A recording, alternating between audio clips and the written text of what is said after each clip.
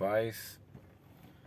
Estou aqui passando mais uma vez para compartilhar um pouco da palavra do Senhor. Hoje eu compartilhei um texto lá em Mateus capítulo 4, verso 23, que diz que a hora está chegando e na verdade ela já chegou, em que os adoradores, os verdadeiros adoradores, o adorarão em espírito e em verdade.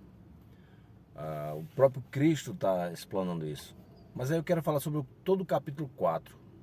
Talvez não explora todo ele, mas falar sobre ele.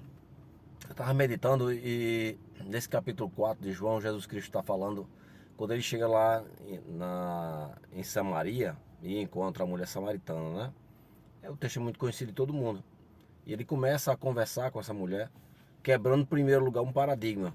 Jesus tem, né, essa característica de quebrar paradigmas. Ele quebrou paradigmas quando esteve aqui e ele continua quebrando paradigmas hoje. Isso é fato. E assim, o primeiro paradigma foi ele se relacionar com uma mulher samaritana em Samaria. Conversou com ela e algumas coisas foram aflorando, né? Principalmente para aquela mulher. Uma delas é assim, é o fato de que nada é encoberto, nada está encoberto para Deus.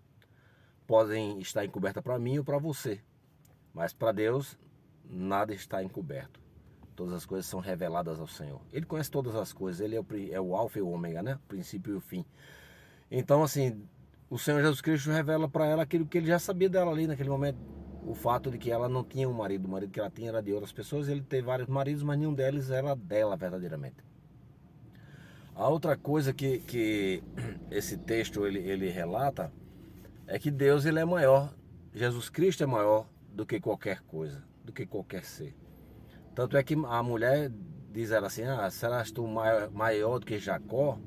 Que para eles, os samaritanos, naquele período era um período em que Jacó era referência, era o pai das nações, né? Os textos do Antigo Testamento relatam isso, né? Que Jacó era o pai das nações. E Jacó, eles estavam inclusive num poço, onde era um poço de Jacó, que foi cavado para saciar a sede dos viajantes, das pessoas ali perto. E essa mulher ela andava muitas léguas para poder pegar água, ou ir em horário distinto para não ser vista pelas outras pessoas, porque ela era mal vista. E Jesus Cristo não veio desse jeito, né? Então, realmente, Jesus Cristo ele é maior do que qualquer um, porque qualquer um ou outro poderia ter olhado para aquela mulher e com certeza a ignorava ou, né, mais do que isso, julgava ela pela maneira como ela vivia, né? A outra coisa é que Jesus Cristo é fonte inesgotável. E isso é fato. Jesus é fonte inesgotável de amor. Jesus é fonte inesgotável de vida. O texto diz que quem beber dessa água não terá sede nunca mais. Ela disse, como é que posso beber dessa água? E aí Jesus Cristo começa a quebrar a resistência da mulher samaritana, em falar para ela aquilo que ela vivia, né?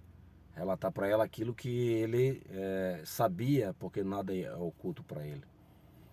E chega um ponto que essa mulher, ela diz assim, olha, o judeu ele diz que o lugar de adorar é em Jerusalém, mas tu que diz, onde devorar? Aí o Senhor diz, olha, verso 21, 22, né?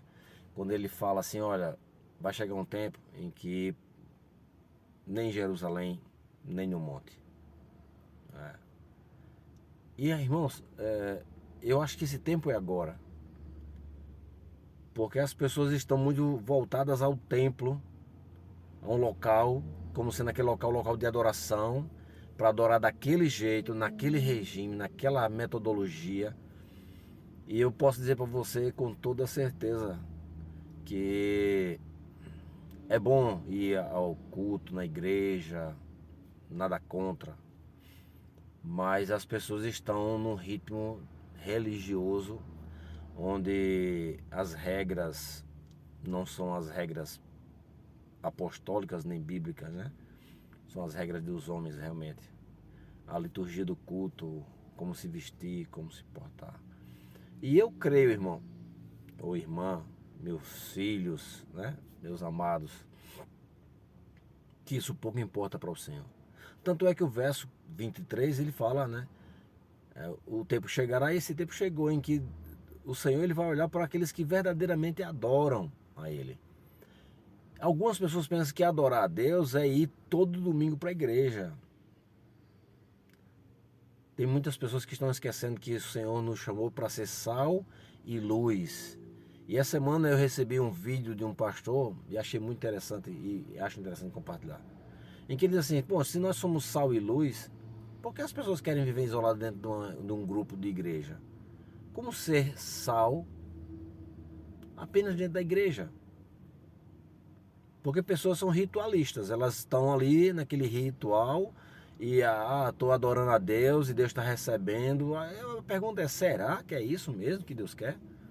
Que nós fiquemos enclausurados entre quatro paredes, e aí tem aquela passagem que diz que Deus não habita em templos feitos por homens, e as pessoas estão muito preocupadas, continuam preocupadas com o templo. Eu não estou dizendo que é errado, mas será que é isso mesmo que Deus quer?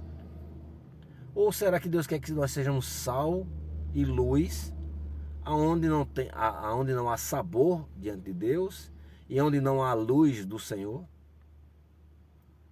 Será que o Senhor não nos chamou para ser faróis, para iluminar os que estão perdidos? Ou será que o Senhor nos chamou para ser farol dentro da igreja? Eu me recordo bem de uma passagem bíblica que o Senhor Jesus Cristo diz assim: olha, não se acende uma lâmpada ou uma lamparina e se põe debaixo da mesa. Se converter a Jesus Cristo, ir para dentro de um templo e ficar dentro de um templo, servindo dentro de um templo apenas, onde fora do templo nós não somos exemplo, não somos sal, não somos luz, pelo contrário, muitos são treva, muitos não têm sabor nenhum, não serve para ser pisado, porque o testemunho que dão não é testemunho cristão. Fala da vida dos outros, julgam os outros, vive de fofoca, de disse-me disse, e se julgam cristãos. Na verdade não passam de crentes. E a gente precisa avaliar isso, sabia? Nós precisamos lembrar que o Senhor nos chamou para fora e não para dentro. O fato de irmos para dentro de uma igreja, de um templo, era para ser treinado. E aí lançados para fora da igreja para ser sal e luz.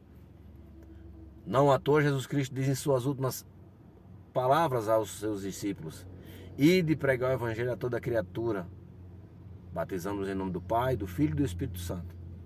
Aí ele diz: aí eu estarei com vocês até o final dos dias, até a consumação dos tempos.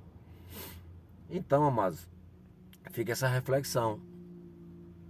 É bom ir reunir, é bom ir congregar, mas isso não serve de nada se eu não for ser testemunho do Evangelho do Senhor, do próprio Senhor Jesus Cristo, que é a palavra, que é o Evangelho. Eu não levo o Evangelho, eu não levo Jesus Cristo a ninguém. Eu não dou um bom testemunho disso, seja aí assim, fora da igreja, no trabalho, na escola, na vizinhança, fora da igreja. Porque dentro da igreja todo mundo é santo, todo mundo se comporta. Mas nós sabemos que dentro da igreja existe o murmúrio, existe a fofoca, existe a contenda, as revanches, a inveja, tudo está dentro da igreja. E as pessoas não querem fazer evangelismo. Por quê? Se for uma ordem do Senhor Jesus Cristo para nós. Quer ser verdadeiramente cristão? Quebre esse paradigma de que você está na igreja, tem que estar na igreja porque é igreja. Os católicos dizem, inclusive os padres, eu já ouvi vários, que a palavra do Senhor está abaixo da igreja. E isso é um engano. A palavra do Senhor, ela mesma diz: tudo passará. Então, ou seja, as igrejas passarão, os templos passarão,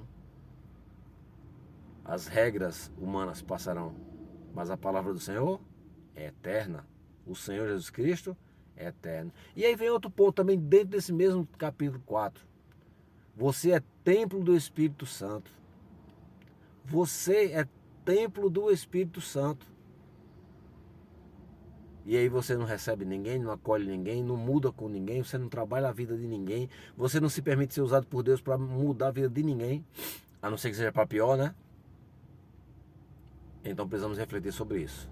Que Deus nos abençoe, em nome de Jesus.